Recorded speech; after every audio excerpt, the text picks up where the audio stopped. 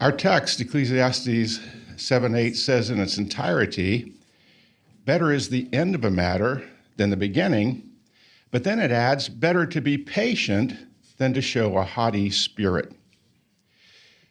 Well, if we're patient, sometimes a very grim-looking circumstance becomes much better in the end than we could have ever imagined at the beginning. Well, we do have a Bible example where this principle actually plays out that way. 1 Kings chapter 20, please. 1 Kings 20. King Ben-Hadad of Syria and 32 other kings are fighting against Israel. So the beginning is not looking very good for Israel. In fact, if you look at verse 7, 1 Kings 20, verse 7, it says that the king of Israel called all the elders of the land and said, "Take note, please, and see this man, Ben-Hadad, is bent on bringing calamity, for he demanded my wives, my sons, my silver, and my gold, and I did not refuse him." Well, pretty bleak looking circumstances. But then after another interchange between the two kings, it's obvious that Ben-Hadad was haughty.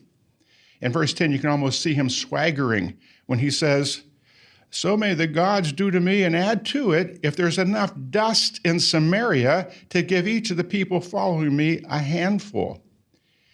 Well, again, the beginning looks grim. But then Ahab, in response, he basically uses the principle of our text for today. In verse 11, the king of Israel answered, "Tell him the one who puts on his armor," you see, in the beginning, "should not boast about himself like the one who takes it off in the end." Well, the end of the matter proved to be much better for Israel. Verse 21 says that the king of Israel inflicted a great defeat on the Syrians. Better was the end of the matter than its beginning. Oh, do we have another example where it states it very similarly? Yes, Judges. Judges 15. This is one of the accounts about Samson. And Samson wreaked havoc. He wreaked destruction upon the Philistines. So much so that they are now coming to Judah in all-out revenge. Well, the men of Judah realize this, and they're worried about being slaughtered. So they caught up with Samson and handed him over to the Philistines. In 15:13, the situation appears grim for Samson at first. 13 says, in the last sentence, they bound him with 2 new ropes and brought him up from the crag. Well, the haughty Philistines were thrilled to have him bound and just handed over to them. In fact, in verse 14, it says, when he came to Lehi, the Philistines shouted triumphantly at meeting him. They couldn't wait to get their hands on him. Well, how did the situation for Samson prove better in the end than at the beginning? Well, the verse says that Jehovah's Spirit empowered him and the fetters just melted off his hands. And then 15 and 16, Samson finds the jawbone of a donkey and he struck down 1,000 Philistines. For Samson, the end of the matter was better than the beginning. Well, how about Job? Job 42. Job 42, we're all familiar with how Job's tests in the beginning were so troublesome. One tragic circumstance after another, and then he was humiliated with verbal abuse from his false comforters. It can't get much worse than that. But because of his endurance and patience, how did it turn out in the end? Well, verse 12 sounds very much like our text for today. Job 42:12, it says, so Jehovah blessed the last part of Job's life more than the beginning. Well, how has this scripture, Ecclesiastes 7:8, been treated in our literature? How has it been applied? A couple of examples. A 1998 Watchtower applied it to parents counseling their children. Now, for some, during their teen years, they go through a phase in life, and their attitude is very frustrating to the parent. In fact, during the teen years, sometimes a parent will think there's no hope for this child. But if they're patient, what often results?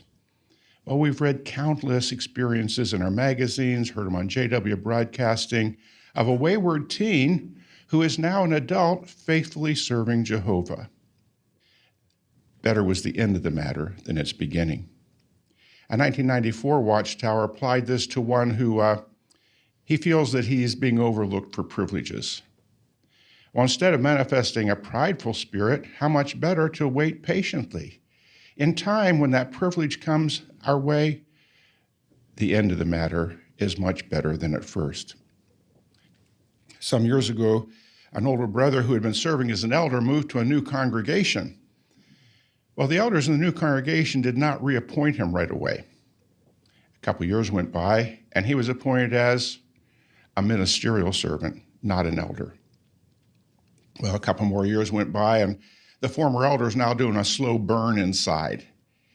And it manifested itself in his comments, even being critical of some of the decisions of the elders. Well, please find Philippians 2 with me. One of the elders on that body spoke to the brother, and he explained that with his current disturbed attitude, it's very unlikely the body of elders would welcome him aboard. He explained that his attitude was rooted in his view of position, and the elder used Philippians 2, 5 through 9. Now, verse 5 counsels were to have the mental attitude of Jesus. Well, what was Jesus' attitude about position? Verse 6, it's talking about position.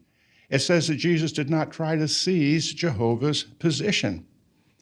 And verse 7, just the opposite of going up the ladder, Jesus was willing to go down the ladder, to assume a lower position, become a human.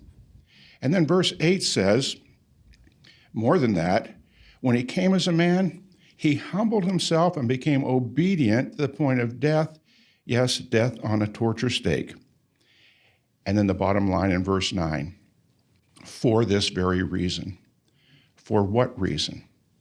Because of Jesus' humble attitude in accepting a lesser assignment to do Jehovah's further will. And what was the result? The verse continues, for this very reason, God exalted him to a superior position, gave him a name above every other name. Well, the elder asked the brother if he thought that he was manifesting the mental attitude of Jesus. And that brother said no. He said, I'm too caught up in the position of being an elder. So the elder asked him, well, what are you going to do?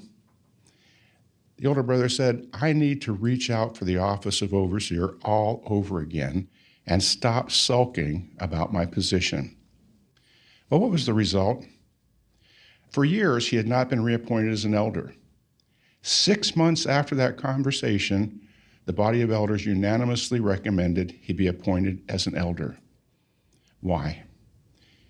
Ecclesiastes 7:8, better to be patient than haughty in spirit. Well, that older brother, he died some years later, happily serving as an elder. Better was the end of the matter than its beginning. Another application of the verse,